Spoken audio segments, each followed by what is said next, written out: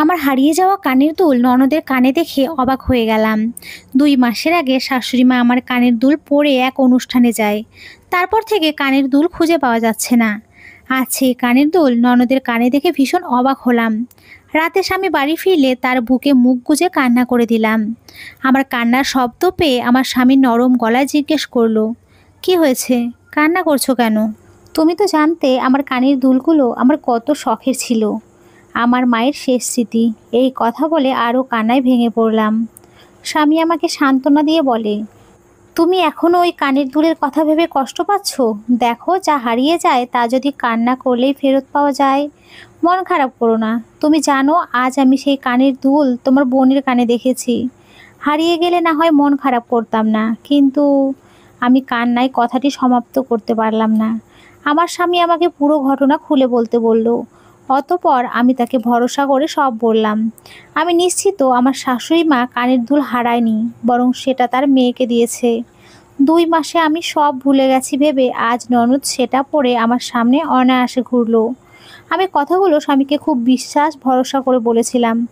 ভেবেছিলাম স্বামী আমার পাশে থাকবে, কিন্তু না, আমাকে ভুল প্রমাণ করে দিয়ে আমার স্বামী আমাকে তার বুক থেকে সরিয়ে দিয়ে রাগান্বিত গলায় বলে, তুই কি বলতে চাস আমার মা বোন চোর?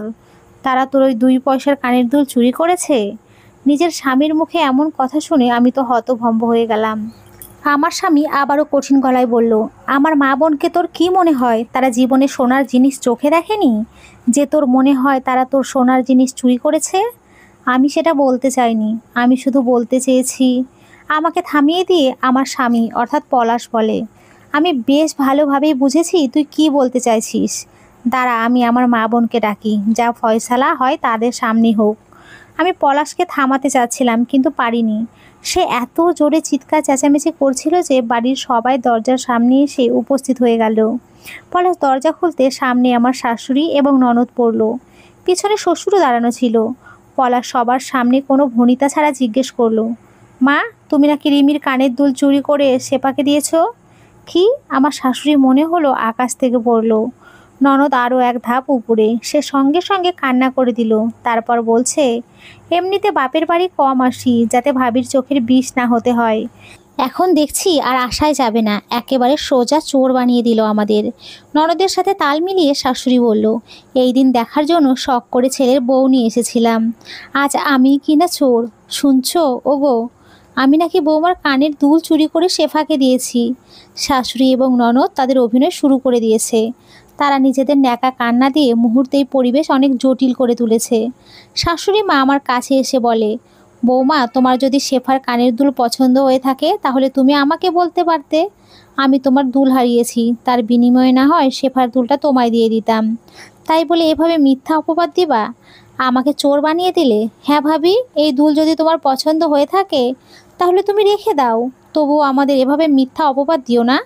এই কথা শুনে পলাশ আমার দিকে রাগি রাগি চোখে তাকিয়ে বলে, দেখলি তুই, এটা আমার মা বোন, যাদের বিরুদ্ধে তুই অভিযোগ দিচ্ছিলি। তারা তোকে এক কথায় দুল দিয়ে দিতে রাজি, আর তুই কি না? পলাশের এই কথার জবাব দেওয়ার মতো কোনো শব্দ আমার কাছে ছিল না। থাকবেই বা কীভাবে? যে মানুষটির হাত ধরে এই বাড়িতে এসেছি, সেই মানুষটির কাছে আমার কথার কোনো গুরুত্বই নেই। আমি মিথ্যা বলছি তার মনে হচ্ছে, তখন তাকে কোনো শব্দ বা বাক্য দিয়ে বললেও যে সে বুঝবে না, এটাই স্বাভাবিক। আমি বুঝতে পেরে চুপ করে গেলাম। এটা দেখে শাশুড়ি মা বলে, কি বৌমা, এখন মুখে কুলু পেটে রয়েছো কেন? মিথ্যা অপবাদ দেওয়ার সময় তো চুপ ছিলে না, তা এখন চুপ কেন? কানের দুল পছন্দ হলে নিয়ে যাও, তাও দয়া করে চোর অপবাদ দিও না, আমরা চোর নয়। আম্মা, আমার স্বামী আমার কথা বিশ্বাস করছে না, সেখানে আমার কোনো কথার এখানে গুরুত্ব পাবে না। তবে আমিও জানি, আপনিও জানেন, ওই কানের দুল আমার। আমার মাকে সারা জীবন আমি এই কানের দুল পরে থাকতে দেখেছি। আমার বিয়ের পর থেকে আমি পরছি। এই কানের দুল আমি চিনব না সেটা তো হতেই পারে না। আমার এই কথা ঘরের মধ্যে বিস্ফোরকের মতো পড়ল। সবাই হতভম্ব হয়ে যায়। এই কথা শুনে আমার শাশুড়ি মা শ্বশুরকে উদ্দেশ্য করে বলে, শুনলে বৌমার কথা? বৌমা আমাকে সরাসরি চোর বলল। আমি চোর? বৌমা, তুমি কি চাও? সংসারে কেন অশান্তি করছো? তোমার কানের দুল কেন শেফাকে দেবে তোমার শাশুড়ি? শেফার কি কম আছে? শ্বশুর এই কথা বলার সঙ্গে সঙ্গে শাশুড়ি ফোড়ন কেটে বলে, না তো, আমার মেয়েকে তো ভিখারির বাড়িতে বিয়ে দিয়েছি। আমরা ভিখারি, একমাত্র তোমার বৌমা কোটিপতি। বাপের বাড়ি থেকে কোটি টাকার জিনিস নিয়ে আসছে, আমরা সেটা চুরি করেছি। না আম্মা, আমার বাবার বাড়ি থেকে কোটি টাকার জিনিস হয়তো নিয়ে আসিনি, তবে অনেক মূল্যবান আমার মায়ের শেষ সম্বল নিয়ে এসেছিলাম, যেটা এখন শেফার কানে রয়েছে। এই কথা শুনে তৎক্ষণাৎ পলাশ একটি থাপ্পড় বসিয়ে দেয় আমার গালে। সবার সামনে পলাশ এভাবে আমার গায়ে হাত তোলায় কিছুটা হতভম্ব হলাম। পলাশ রাগান্বিত গলায় বলে, তোর সমস্যা কি? আমার মা বোন এই বাড়িতে না থাকুক সেটা চাস? সেই জন্য তখন থেকে উল্টোপাল্টা কথা বলে যাচ্ছিস। তুই আমার মা বোনকে চোর বলছিস? তোর বউ তো এটাই চায় আমি আর আমার মেয়ে এই বাড়ি থেকে বেরিয়ে যাই, তোর বউ একা রাজত্ব করুক। তাই বলে এভাবে চোর বললো? আমি কি চোরের জাত? তোর বউয়ের মতো চোরের জন্ম না আমি যে চুরি করব। আমি আর জবাব দিতে পারলাম না। শাশুড়ি এবং ননদের ন্যাকা কান্নার মাঝে আমার চোখের পানি সবার আড়ালেই রইল। বিষয়টা এখানেই থামতে পারতো। তাদের ন্যাকা কান্না দেখে, পলাশের অবিশ্বাস দেখে আমিই বললাম, আমার ভুল হয়ে গেছে, আমাকে মাফ করে দিন আপনারা। আমি হয়তো ভুল দেখেছি, হয়তো বা আমার মায়ের কানের দুলটা আজ আর আমি চিনতে পারছি না। এই কথার পর সব থামতে পারতো, কিন্তু থামলো না। আমার শাশুড়ি এবং ননদ বিষয়টিকে আরও বড় করলো। শাশুড়ি মা আমার জাতপাত বাবা মা তুলে কথা বলতে শুরু করেছে। পলাশ নীরব দর্শকের মতো সব শুনছে। এক পর্যায়ে শ্বশুর বলল, বৌমার বাবাকে ফোন দাও পলাশ, সে এসে মেয়েকে নিয়ে যাক। নয়তো আজ চুরির অপবাদ, কাল তো নির্যাতনের মামলা দিয়ে বাড়িতে পুলিশ ডাকবে। এই মেয়ের সাথে আমাদের একসাথে থাকা সম্ভব না। আমার শ্বশুরের কথায় সম্মতি জানিয়ে যখন পলাশ আমার বাবাকে ফোন দিল, আমার অনুরোধ উপেক্ষা করে, তখনই আমি বুঝে গেছি এই সংসারে আমার আপন বলতে কেউই নেই। আমার এই সংসারে আমার আমির অস্তিত্বটাই নেই। আমি বিষয়টিকে জটিল করতে না চেয়ে পলাশকে অনুরোধ করে বলেছিলাম, না পলাশ, আমার বাবাকে ফোন দিও না, প্লিজ আমাকে ক্ষমা করে দাও। না, আজ তোমাকে ক্ষমা করে দিলে তুমি লাই পেয়ে যাবে। আজ চোর বানাচ্ছ, কাল হয়তো বড়সড় কিছু করবে। তাই আজই এর বিচার হওয়া উচিত। সংসারে যেই মানুষটির হওয়া উচিত ছিল আমার শক্ত একটি খুঁটি, সেই মানুষটি আমাকে নিয়ে বিচার বসাতে উঠে পড়ে লেগেছে। একটা মরীচিকার সংসারকে আপন করে একজন ভুল মানুষকে ভালোবেসে এই সংসারে নিজের সবটুকু দিয়েছি আমি। সেটা বুঝতে আর বাকি রইল না আমার। আমার চোখের সামনে পলাশ আমার বাবাকে খুব কড়াভাবে এই বাড়িতে আসতে বলে, এসে তার মেয়ের দোষগুলো শুনে যেতে বলছে। বাবা আমার শ্বশুরবাড়িতে পা দিতেই তাকে বসিয়ে আমার শ্বশুর শাশুড়ি ননদ একের পর এক আমার দোষের গল্প বলতে শুরু করেছে। আমার শাশুড়ি মা বলছে, আপনার মেয়েকে আমি কি দিয়ে জ্বালাই? ভাতে জ্বালাই নাকি কাপড়ে? সেই মেয়ে আমাকে আজ চোর অপবাদ দিচ্ছে, কাল তো আমাকে মেরে হাসপাতালে পাঠিয়ে দেবে। এই কথার সঙ্গে তাল মিলিয়ে শ্বশুরও বলল, আপনার মেয়ে আজ এই ঘটনা ঘটালো, কাল তো বড় কিছু ঘটাবে। কোনো বড় দুর্ঘটনা ঘটার আগে আমি চাই আপনি আপনার মেয়েকে নিয়ে চলে যান। এসবের মাঝে নীরব দর্শকের ভূমিকা পালন করছে বাবা। সে মাথা নত করে সবার কথা শুনে যাচ্ছে, কিন্তু মুখ দিয়ে কিচ্ছুটি বলতে পারছে না। 1 ঘন্টা যাবৎ বাবাকে কথা বলার সুযোগ না দিয়ে সবাই আমার দোষগুলো বলল। অতঃপর বাবা বলার সুযোগ পেয়ে নরম গলায় বলল, আমার মেয়ে না হয় একটা ভুল হয়ে গেছে, এই কারণে আপনারা তাকে বাড়ি পাঠিয়ে দেবেন? দেখুন, ও ছোট মানুষ, ওর ভুল হয়ে গেছে, আপনারা ক্ষমা করে দিন। সেই ক্ষমা ভাবি চেয়েছে, সে তো তখন থেকে আমাদের চোর বলে যাচ্ছে। আমার ননদের কর্কশ কণ্ঠে বলা মিথ্যা কথাটি শুনে আমি আর চুপ থাকতে পারলাম না। আমি বললাম, আমি ক্ষমা চেয়েছি। বিনা কারণে ক্ষমা চাওয়ার পরেও তোমরা আমার বাবাকে এই মাঝরাতে ডেকে পাঠালে। আবার মিথ্যে কথা বলছো, একের পর এক মিথ্যা দোষারোপ তো দিয়েই যাচ্ছ।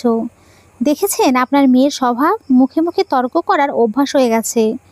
আপনার বউ মরার আগে তাকে কিছু শিখিয়ে যায়নি। আমার শাশুড়ি কথাটি বলে উঠল। সেই সঙ্গে আমার স্বামী মহাশয় তাল মিলিয়ে বলে, বড় ছোট কাউকে মানে না, আমার মায়ের মুখে মুখে অবধি তর্ক করে বেড়ায় আপনার মেয়ে। পলাশ আজ আমাকে বারবার হতাশই করেছে। আমার ভালোবাসা যে ভুল সেটা প্রমাণ করে দিয়েছে। আচ্ছা, স্বামী কি এমনই হয়? কই, আমার বাবাকে তো দেখেছি সব সময় আমার মায়ের কথায় গুরুত্ব দিয়েছে। আমার মায়ের কোনো ত্রুটি থাকলে সেটা সকলের সামনে গোপন করেছে। সংসার জীবনে আমার মায়ের শক্ত এক অবলম্বন হয়েছে। তাহলে পলাশ এমন কেন? এসব কথাবার্তা আমার বাবা বন্ধ করলেন। সে নরম গলায় বললেন, আপনারা এবারের মতো রিমিকে মাফ করে দেন। সে আপনাদের কাছে ক্ষমা চাইবে। সেই সাথে আমি আপনাদের কথা দিচ্ছি, রিমির থেকে এমন কিছু আর হবে না। বাবার এই কথায় অবশ্য প্রথমে কেউ রাজি হতে চায়নি। তারা পারলে এখনই আমাকে এই বাড়ি থেকে তাড়াই। তবুও বাবা অনেক অনুনয় বিনয় করে তাদের রাজি করালো। বাবার এই অসহায়ত্ব দেখে আমি খুব কষ্ট পেলাম। বাবাকে বাধা দিতে চাচ্ছিলাম, কিন্তু বাবা তার হতে দিল না। আমাকে অনুরোধ করে বলল, দয়া করে তুই এখানে আর কোনো কথা বলিস না, যা বলছি তাই কর, সবার কাছে ক্ষমা চা প্লিজ।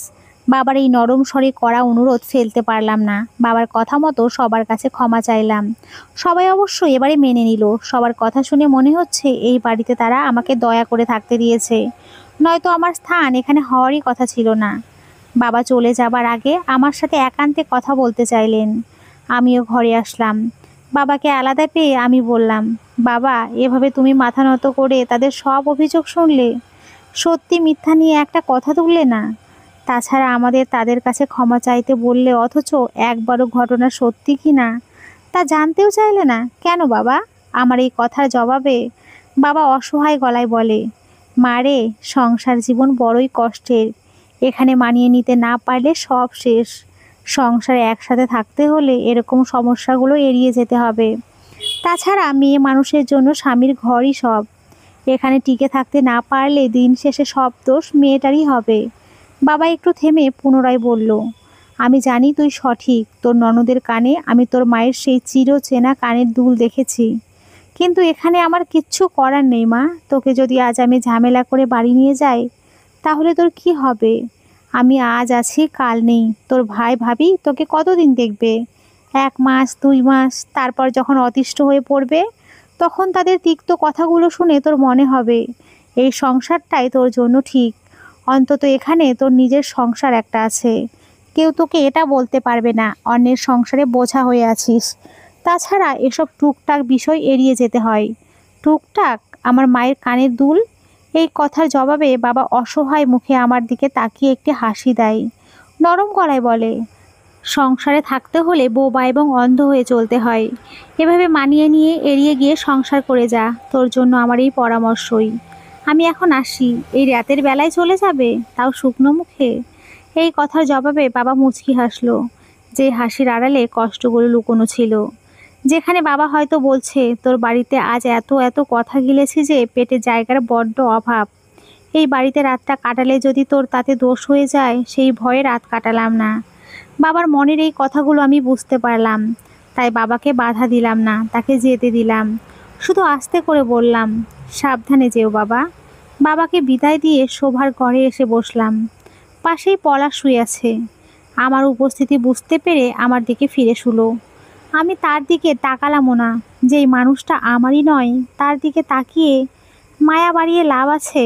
পলাশ বিষয়টা বুঝতে পেরে বলে, তোমার বাবা দেখলে ঠিক বুঝলো।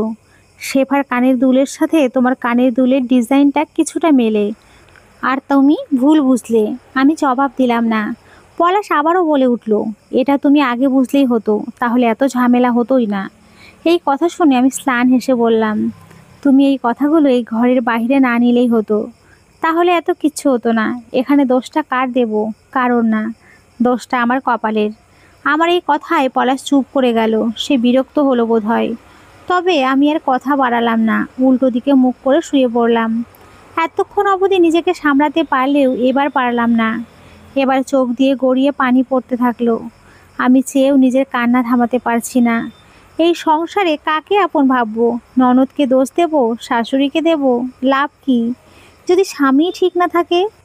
এখানে তো আমার মহাশত্রু পলাশ। সে যদি আমার ভালোবাসা বুঝতো, আমাকে ভালোবাসতো, তাহলে এসবের কিচ্ছু হতো না। পলাশ আজ যা করলো তাতে আমার মনে তার জন্য থাকা ভালোবাসায় ভাঙন ধরে গেছে। সেই ভাঙন আরও বেড়ে গেল তখন, যখন আমি কান্না করছি বুঝতে পেরেও পলাশ আমার কাছাকাছি এলো। আমি বাধা দিতে চাইলে পলাশ বলে, স্বামীকে না করতে নেই, এখন আমার ইচ্ছা করছে। আমাকে কষ্ট দিও না।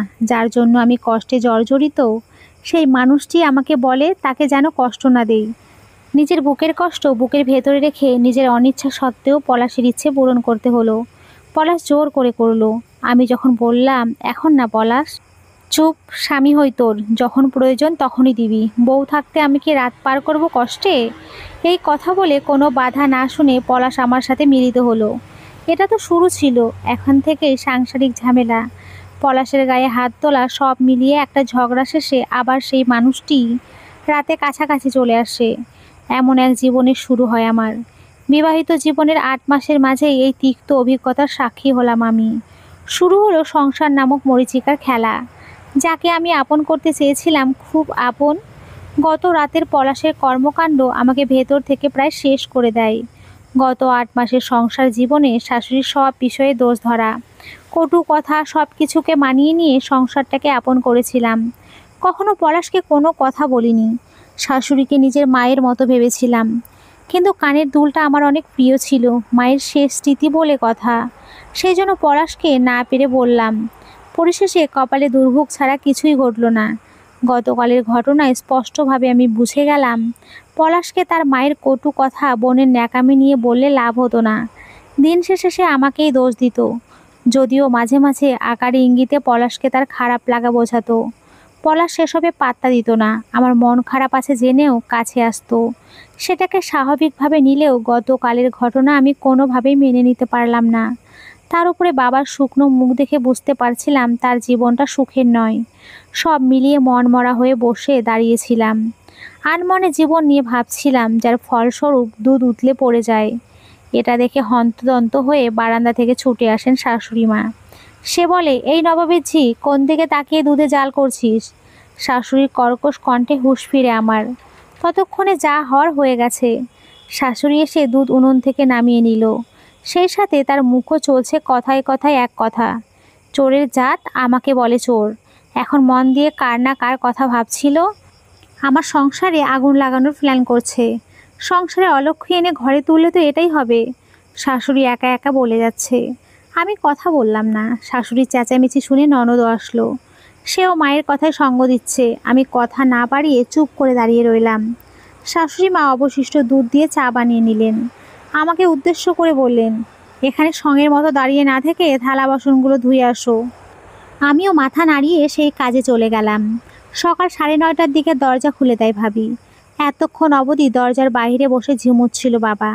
ভাবি দরজা খুলে বাবাকে এমনভাবে দেখে অবাক হয় না। মুখ ভেঙচি দিয়ে বলে, মেয়ের বাড়িতে রাতটুকুও জায়গা হয় নাই? বাবা জবাব দিল না। ভাবি আবারও বলে উঠল, তা আপনার মেয়ে কী কাণ্ড ঘটিয়েছে? নিশ্চয়ই শ্বশুর বাড়িতে আমাদের মান সম্মান ডুবিয়েছে। আমি জানতাম রাতের বেলা আপনাকে জরুরিভাবে রেখেছে মানেই কোনো অঘটন ঘটিয়েছে। তাই তো আপনার ছেলেকে আপনার সাথে যেতে দেয়নি। বাবা কোনো কথার জবাব না দিয়ে আস্তে করে ভেতরে যায়। ভাবি এটা দেখে শুনিয়ে শুনিয়ে বলে, যান যান, মেয়ে অপকর্ম ঘটিয়েছে না, এখন তো চুপচাপ যাবেনি। এগুলো আমি করলে ঠিকই সারা পাড়া করতেন। এই কথা শুনে বাবা চুপ করে থাকতে আর পারলেন না। সে শান্ত গলায় বললেন, তুমি যা করো বৌমা, সেসব নিয়ে কথা বলে প্রতি ঘন্টায় বিচারে বসতে হতো। আর হ্যাঁ, আমার মেয়ে কিচ্ছু করেনি। তবুও তার আত্মসম্মানকে বিসর্জন দিয়ে আমি আমার মেয়েকে ওই বাড়িতে দাঁত কামড়ে যে পড়ে থাকতে বলেছি, সেটাও তোমার জন্যই বৌমা। নয়তো যে সামান্য কারণে তারা আমার মেয়েকে নিয়ে বিচার বসিয়েছে, তাতে আমার বিবেক, আমার আত্মসম্মান আমাকে বারবার বলছিল আমার মেয়েটাকে বাড়িতে নিয়ে আসি, কিন্তু পারিনি। বাবার এই কথায় ভাবি তেলে বেগুনে জ্বলে ওঠে। সে অহংকারের সাথে নিজেকে এই সেই দাবি করে। শ্বশুরবাড়ির সবাইকে তুচ্ছ করে কথা বলে। এসব দেখে বাবা নিজের ঘরে গিয়ে বিছানায় গা এলিয়ে দেয়। মাঝরাতে বাড়ি ফিরে দরজা ধাক্কালে নিজের গুণবতী বউয়ের মুখ দিয়ে কত যে বাজে কথা শুনতে হবে, সেই ভয়ে বাহিরেই ছিল।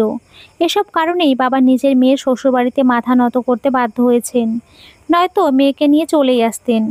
কিন্তু এই বাড়িতে এখন আসলে যে জীবন আরও জাহান্নাম হয়ে উঠবে, সেই জন্যই নিয়ে আসেননি। অনেকে বলে শাশুড়ি ননদ খারাপ হয়, এরা জীবনে ভালো হয় না, কিন্তু বাস্তবতা এটা নয়। বাস্তব হলো যে মানুষ খারাপ, সে সব সম্পর্কে খারাপ, কিন্তু সম্পর্কে ধরে রাখার মানুষ খারাপ হয়, বিষয়টি ভুল। বাবা এসব ভেবে দীর্ঘশ্বাস ফেলে চোখ বন্ধ করে নেয়। বাহির থেকে ভাবির মুখের কটূক্তির শব্দ শোনা যাচ্ছে। সকালের ঘটনাকে ভিন্ন রূপে শাশুড়ি বাড়িয়ে পলাশের কাছে তুলে ধরে। এতদিন এসব করে বেড়ায়নি, কিন্তু গতকাল থেকে বুঝতে পেরেছে পলাশ কখনো বউয়ের হয়ে তর্ক করবেন না। পলাশকে দিয়ে বউকে অকারণে সায়স্তে করানো যাবে, সেই জন্য এখন এই কাজটিও করতে শুরু করেছে। আমি বিষয়টা ভালোভাবে বুঝতে পারলাম, হলেও তাই। পলাশ বিচার বিবেচনা ছাড়াই আমাকে কড়া গলায় জিজ্ঞেস করলো, এই ঘরে শান্তিতে থাকতে চাস না? যদি থাকতে চাস তাহলে আমার মা যেভাবে বলে সেভাবে থাক। পরবর্তীতে যেন আমি এই বিষয়ে আর কোনো কথা না শুনি। পলাশের মুখে এই কথা শুনে রাগে অভিমানে মুখ ঘুরিয়ে নিলাম। এই মানুষকে এখন আর কেন জানি সহ্যই হচ্ছে না। এটা তো সবে শুরু হলো। এতদিন কথার আঘাতে শাশুড়ি ননদ জীবনটা তেজপাতা করে দিয়েছিল। এখন শুরু করেছে নতুন নাটক। পলাশ তাদের দলের বুঝতে পেরে পলাশ আসার আগে ভারী কাজ নিয়ে বসে শাশুড়ি। পলাশকে দেখলেই বলবে, ও মাগো, কোমরের ব্যথায় টিকলাম না। এই দিন ছিল আমার কপালে। শাশুড়ির এই ন্যাকামি দেখে পলাশ কোনো কথা ছাড়াই এসে একটি থাপ্পড় বসিয়ে দেয়। তার কথা হলো, তুই থাকতে আমার মাকে অসুস্থ শরীর নিয়ে কাজ করতে হয় কেন? বাড়ির কাজ সব আমি করেছি, লোক দেখানো কাজ শেষ করছে। এখানে আমার কি করার? এই কথা বলতে দেরি পলাশের আমার পেটে লাথি মারতে দেরি হয় না।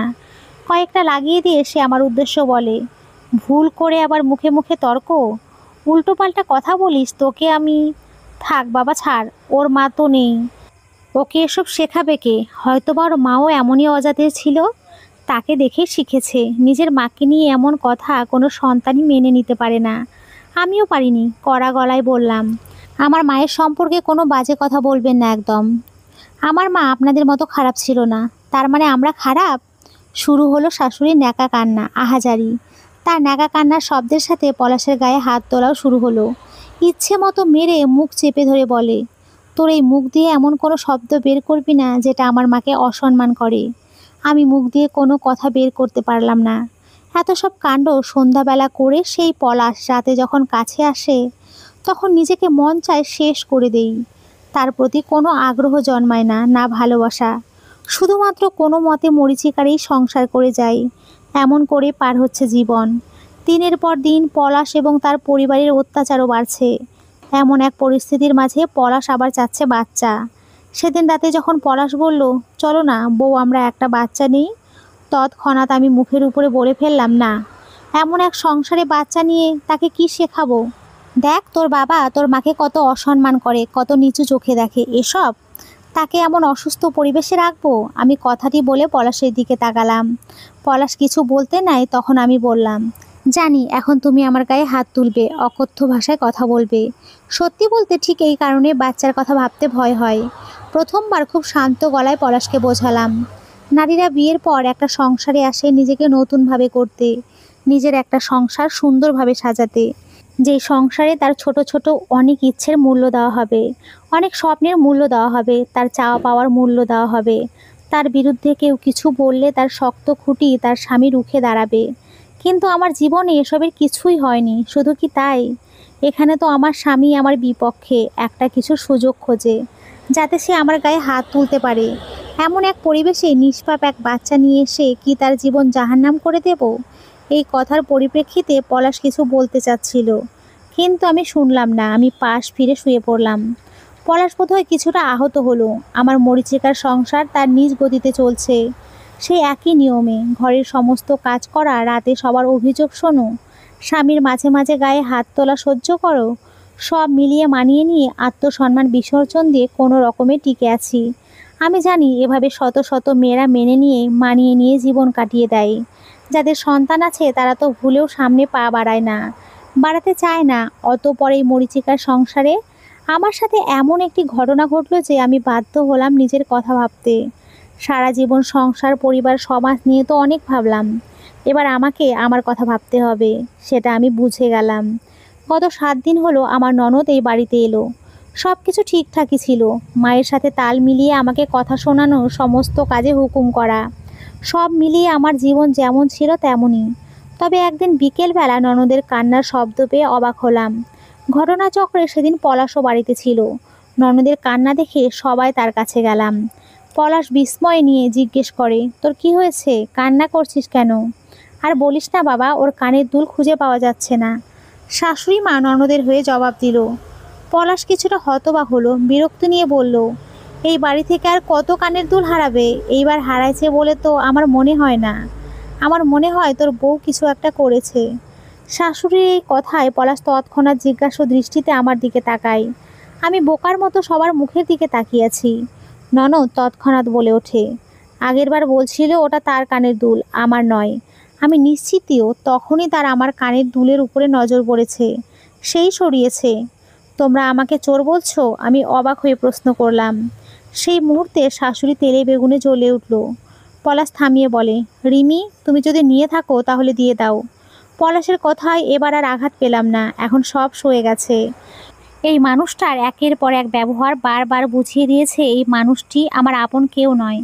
যাই হোক, কানের দুল দিয়ে ঘরে বিশাল হট্টগোল বেঁধে যায়। অতঃপর সেই কানের দুল আমার ঘরেই পাওয়া যায়। আমি বুঝতে পারলাম এটা ননদের কাজ, আমাকে ছোট করার। কানের দুল আমাদের ঘরে পাওয়ার পর পলাশ আমাকে জিজ্ঞেস করে, এসব কি রিনি, তুমি? আমি এটা এখানে রাখিনি, আর আমি এটাও জানি তোমরা আমার কথা বিশ্বাস করবে না। কাজটা যে তোমাদের, আমার কথাটি মাটিতে পড়তে পড়তে পড়ল না। তার মাঝে শাশুড়ি তেলে বেগুনে জ্বলে উঠল। সে বলে, মুখ সামলে কথা বল ছোট লোক, চোরের বাচ্চা চোর। সেদিন নিজের প্রমাণ করে দুলটা নিতে চাইছিল, আর আজ চুরি করে ফেললো। খবরদার আম্মা, ভুলেও আমাকে চোরের বাচ্চা বলবেন না। আমার বাবা মা যথেষ্ট সৎ মানুষ। আমি কথাটি বলার সঙ্গে সঙ্গে পলাশ আমার গালে থাপ্পড় বসিয়ে দিল। আমার অপরাধ, আমি চুরি করে আবার বড় গলায় কথা বলছি। পুরো বিকাল জুড়ে তাদের আমার উপরে অকথ্য গালাগালি অপবাদ চলল। আবার আমার বাবাকে ডেকে বিচার বসাতে চাইলো। এবারে আমি আর সহ্য করলাম না। কানের দুলগুলো কেড়ে নিয়ে বললাম, আমার বাবাকে ডেকে পাঠাতে হবে না, আমি চলে যাচ্ছি। তোমাদের মতো নোংরা মানুষের সাথে যতই মানিয়ে নেই না কেন, কখনো একসঙ্গে থাকা হবে না, আমি বুঝতে পেরেছি। কি বললে তুমি? পলাশ রাগান্বিত গলায় বলল। এবার আমিও দুইটা গালি দিয়ে বললাম, যা শুনেছিস তাই। ধৈর্যের একটা সীমা থাকে। এভাবে প্রতিদিন কুকুরের মতো ব্যবহার করা, একটার পর একটা অপবাদ দেওয়া, সব মিলিয়ে তোমরা আমার জীবনকে নরক বানিয়ে ফেলেছো। এখন আমার বাবাকেও ছাড়ছো না। এভাবে চললে আমার বাবার এই বাড়িতে এসে আমার বিচার করতে করতেই মরতে হবে। আর আমাকে তো জীবিত অবস্থায় নরক যন্ত্রণা ভোগ করতে হবে। অনেক হয়েছে, আর নয়। সব কিছুরই একটা সীমা থাকে। তোমরা আমাকে পুরোপুরি ছাড়তে চাও না, আবার ভালোভাবে বাঁচতেও দাও না। এতদিন তোমার মা তোমার হাতে মার খাইয়ে মজা নিত। আজ বোনের শখ হয়েছে তাই চুরির অপবাদ দিল। এখন আমার বাবাকে ডেকে এনে যা নয় তাই বলে অপমান করবে, তাই তো? একটু থেমে আবারও বললাম, না, সেটা আর হচ্ছে না। অনেক হয়েছে। আত্মসম্মান বিসর্জন দিয়ে অনেক কাটিয়েছি তোমার বাড়িতে। আর নয়তো। এবার আমার মুক্তির প্রয়োজন এই নরক থেকে। এই পর্যায়ে কান্না করে দিয়ে বললাম, যেদিন এই বাড়িতে বউ হয়ে এসেছি সেদিন চোখে অনেক স্বপ্ন ছিল। মা নেই, শাশুড়ির মাঝে মাকে খুঁজে নেব, ননদকে বোনের মতো ভালোবাসবো। কিন্তু পরিশেষে কি হলো? আসলে এক পাক্ষিক কোনো কিছুই হয় না। তাছাড়া যদি এই বাড়ির একজন অন্তত আমার হয়ে লড়াই যদি করতো, তেমন কেউ নয়। যার হাত ধরে আমি এই বাড়িতে এসেছি সেই তো আমাকে ভালোবাসে না, বিশ্বাস করে না। তার চোখে আমি অপরাধী। আমি শুধু তার প্রয়োজন। এমন এক অপ্রয়োজনীয় ঘরে কেন থাকবো, একটা যন্ত্রণাময় সংসারে? আমার কথার জবাবে পলাশ এবং তার মা চেতে যায়। তারা অকাথ্য ভাষায় আমার সাহস নিয়ে কথা বলতে শুরু করে। আমিও তাদের জবাব দিয়ে দেই। সেই সাথে বলি, এই কানের দুল আমার মায়েরই, সেটা তোমরা চুরি করেছো। আজ আবার সেটা দিয়ে আমাকেই চোর বানাতে চাচ্ছ? সমস্যা নেই, আমাকে চোর বানানোর প্রয়োজন নেই। এটা আমি তোমাদের চোখের সামনে দিয়েই নিয়ে যাচ্ছি এখন। এটা আমার মায়ের, এটা আমার, তোমাদের কারণ না। তাই আমাকে বাধা দিও না, উল্টা চুরির দায়ে জেলে যাবে। অনেক দিন সহ্য করেছি, আর নয়। আমার মায়ের জিনিস অনেক ভোগ করেছো, এবার বাদ দাও। মানুষের যখন সহ্যের সীমা পার হয়ে যায় তখন সে কি করতে পারে সেটাও তোমরাও দেখে নাও। এখানে অনেক তর্ক বিতর্ক চলে। অবশেষে তাদের সবাইকে সুন্দর মতো জবাব দিয়ে আমি ঘর থেকে বের হলাম। আমি বুঝে গেছি এই সংসারে আমি আর টিকতে পারবো না। আমি যতই চুপচাপ সব মেনে নিচ্ছি ততই তাদের অত্যাচারের পরিমাণ বাড়ছে। শারীরিক মানসিক সব অত্যাচার তারা করছে। এই অসুস্থ পরিবেশে আমি আর সারা জীবন কাটাতে চাই না। তাই আজ নিজেকে শক্ত করে এই সিদ্ধান্ত নিয়েছি। বাড়ির দরজায় আমাকে দেখে ভাবি মুখটা কালো করে ফেললো। তাকে পাত্তা না দিয়ে আমি ভেতরে আসলাম। বাবা আমাকে দেখে জড়িয়ে ধরলো। ইতিমধ্যেই পলাশ তাকে ফোন দিয়ে অকথ্য ভাষায় গালাগালি করে আমার নামে বদনাম করে দিয়েছে। তাই বাবা সব জানে। এই জন্যই ভাবি আমাকে দেখে খুশি হতে পারলো না। আমি বাবার দিকে তাকিয়ে অসহায় গলায় বললাম, বাবা, আমি আমার সব দিয়ে ওখানে টিকে থাকার চেষ্টা করেছি, কিন্তু আজ আর পারছি না বাবা। আমাকে ক্ষমা করে দাও। আমি ওই বাড়িতে আর মানিয়ে নিয়ে মেনে নিয়ে থাকতে পারছি না বাবা। কথাগুলো বলেই বাবাকে জড়িয়ে ধরে কান্না করে দিলাম। দিনের পর দিন কতটা যন্ত্রণা সহ্য করে ওখানে টিকেছিলাম সেটা বললাম বাবাকে। এসব শুনে ভাবি বলে, সংসার করবা না তো কি আমাদের ঘাড়ের উপরে বসে খাবা? হায় রে আমার পোড়া কপাল, এক বুড়ার জন্য বাঁচি না, এখন আবার এক মেয়ে এসে জুটেছে। একটু থেমে পুনরায় বললেন, আমার সংসারে এসব চলবে না। আসছো ভালো, একবেলা খেয়ে বিদায় হও। এবার প্রথমবারের মতো আমার বাবাও জবাব দিলেন। সে বললেন, এটা তোমার বাড়ি নয় যে আমার মেয়েকে তাড়িয়ে দেবে। এখন অবধি এই বাড়িটা আমার নামে। তাই তোমাদের অসুবিধা হলে তোমরা বাড়ি ছাড়তে পারো। কি বাবা, এই কথা আপনি বললেন? যত বড় মুখ নয় তত বড় কথা, আপনি বললেন এটা? আচ্ছা, তাই এটা না হয় আপনার বাড়ি, কিন্তু গেলেন কার টাকায়? সেটা তো আমার স্বামীরই। এই কথা বলে ভাবি একের পর এক আমার বাবার খাওয়ার খোঁটা দিতে লাগলো। যা মেয়ে হিসেবে আমার শোনা খুবই কষ্টকর। আমিও বলে দিয়েছি আর খাবে না আমার বাবা। মেয়ে নিজেদের ব্যবস্থা নিজেরাই করব। তাদের টাকায় কেনা খাবার খাবো না, আমরা আমাদেরটা ম্যানেজ করে নিতে পারবো। ভাবি এরপর আর কিচ্ছু বলতে পারলো না, চুপ করে নিজের ঘরে গেলেন। পরিশেষে আমি নিজের যোগ্যতা অনুযায়ী ছোট একটি কাজ জোগাড় করে নিয়েছি, সেই সাথে আবার মাস্টার্সে ভর্তি হয়ে নিয়েছি। আমার বাবা এবং আমি আমার টাকায় মোটামুটি ভালোভাবে জীবন কাটাচ্ছি। ভাবি আমাদের সাথে তর্ক করে আলাদা হয়ে গেছেন, আমরাও তাদের আর বাধা দেইনি। অন্যদিকে পলাশ কয়েকবার নিতে এসেছিল কিন্তু যায়নি। আমি জানি পলাশের মতো মানুষ কখনোই শুধরাবে না, তার পরিবারও ঠিক হবে না। এদের মতো পরিবারে যারা পড়ে সেই মেয়েরাই জানে জীবন কত কষ্টের। এদের কপালে সারা জীবনে কখনো সুখ জোরে না, তবে শেষ বয়সে যখন বিছানায় পড়ে তখন শাশুড়িরা মা মা বলে কেঁদে মরে। তখন যে অপমান অপদস্থ করা বউরাই কাজে লাগে। পলাশরাও সেই যুগে শুধরে যায়, যখন একটা মেয়ের জীবনের সব রং ঢং করার সময় শেষ হয়ে যায়। তবে যুগের স্বার্থে সমাজ পরিবর্তন হচ্ছে, ধীরে ধীরে সম্পূর্ণভাবে পরিবর্তন হবে। এই আশা নিয়েই আমি সমাজের মানুষের কটূক্তিগুলোকে এড়িয়ে গিয়ে এগিয়ে যাচ্ছি। জীবনের রং ঢং উপভোগ করতে এগিয়ে যাচ্ছি সামনের পথে। তো বন্ধুরা, তোমরা সকলে খুব ভালো থেকো, সুস্থ থেকো। সকলকে অসংখ্য ধন্যবাদ। নমস্কার বন্ধুরা, খুব ভালো থেকো।